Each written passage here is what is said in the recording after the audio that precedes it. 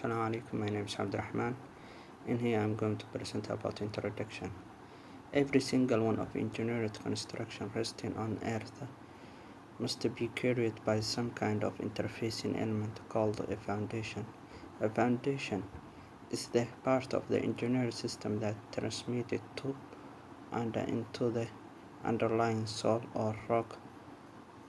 The load is supported by the foundation and it is self-weight. The term superstructure is commonly used to describe the engineered part of the system bringing the load to the foundation. Despite the fact that the builders have recognized the need of the solid foundation for many generations, foundation engineering as we know it today didn't begin to evolve until late 19th century. As a structure prolonged to become a larger and heavier, engineers continued to gain a knowledge about foundation, design, and construction. Instead, simply developing new empirical rules, they began to investigate the behavior of foundation and develop more rational methods of design. Hence, establishing the discipline of foundation engineering, the development of geotechnical engineering, which began in earnest during the 1920s, offered a better theoretical base for foundation engineering. It is also provided advanced method of exploring and testing soil rock. This development is carried on through the 20th century. Assalamualaikum warahmatullahi taala wabarakatuh. My name is Muhammad Amrul Ashraf bin Sam. My material number is AF170124 and I will present to you about our project informations. Project has been conducted at lot PT 2892 Mukim Ijo, daerah Kuala Selangor, Selangor Darul Ihsan. The purpose of this project is to obtain the bore log and identify its characteristic. Determine the load of each column and group company based on the engineering plan. Consider the soil properties by each layer, and lastly, it's critical to justify the design considerations, bearing capacity and settlement of potential future conditions. The SI report. The field investigation works began on 28 November 2015. A 50 mm spoon-thick wall sampler with a 64 kg self-tripping automatic hammer to conduct standard penetration test. The soil samples collected were kept in the standard wooden box marked with depth from top to bottom of the sampling. Okay, next is laboratory tests. There are 5 of the laboratory tests. First is moisture content on soil samples, density on rock samples. Next is water absorption on rock samples, compressible strength on rock samples, and chemical tests on soil rock samples. There are 2 types of soil properties. First is subsurface condition, where consisted of elevation around 8 meter, consists mostly of clay, sand, gravel, and sandstone. Second is subsoil condition, from 1.5 meter to 27.05 meter. They consist of medium brown with light yellow sandy silt with different characteristics of soil. And lastly is field exploration and testing. First is drilling.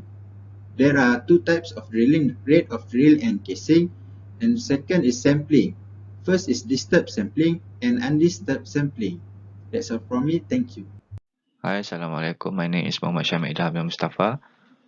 Today I present about analysis of column and soil. So this is question we use. This is standard penetration number and 60. And for the variation of correction for borehole diameter, we use 1. We obtained from the table above. As size the borehole was 100 mm. So for the variation sample correction, we use 1. And we obtain 1 as the soil is standard sample and variation of correction. For road length, we use 0.75 since the road length is between 0 and 4 meter. And then this is formula for angle for friction. And unique weight for saturated soil.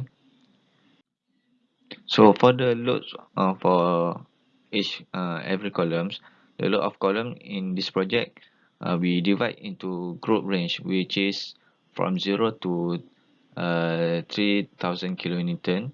So there is we divide to 6 group, which range of 500 kilonewton. There are 44 columns for this building. So the max load from column 12, which is 2781.8 kilonewton, and minimum load from column 1, which is uh, 115.5 kilonewton.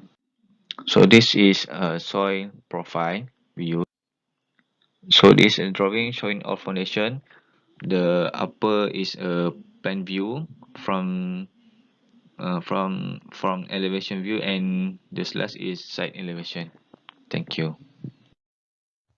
Assalamualaikum warahmatullahi wabarakatuh.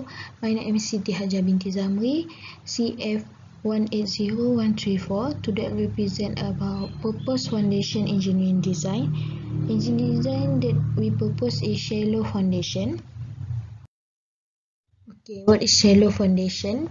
This foundation deliver the load directly to the supporting soils, usually suitable for low-rise building, 1 until 4 story. These most widely used because they are most economical.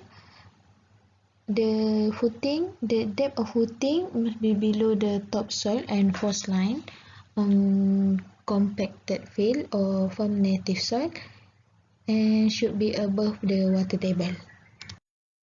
Okay, data in this table will use for the design of foundation. Okay, this all information will be used for all foundation. Same information will use.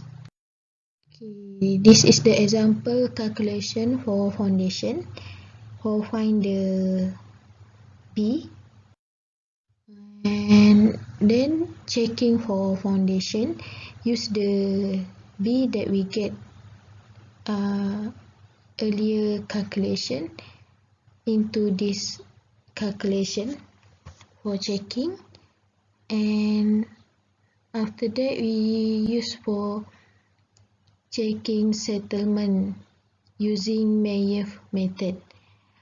For foundation we use Terzaghi method, and settlement checking we use Mayer's method.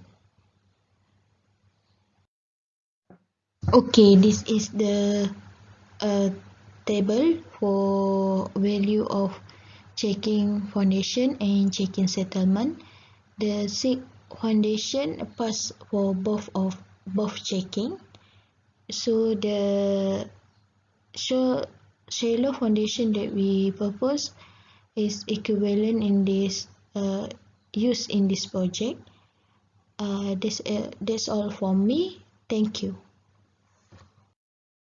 Assalamualaikum warahmatullahi wabarakatuh. My name is Muhammad Rahman bin Fadli. Today I would like to continue our presentation on the conclusion part.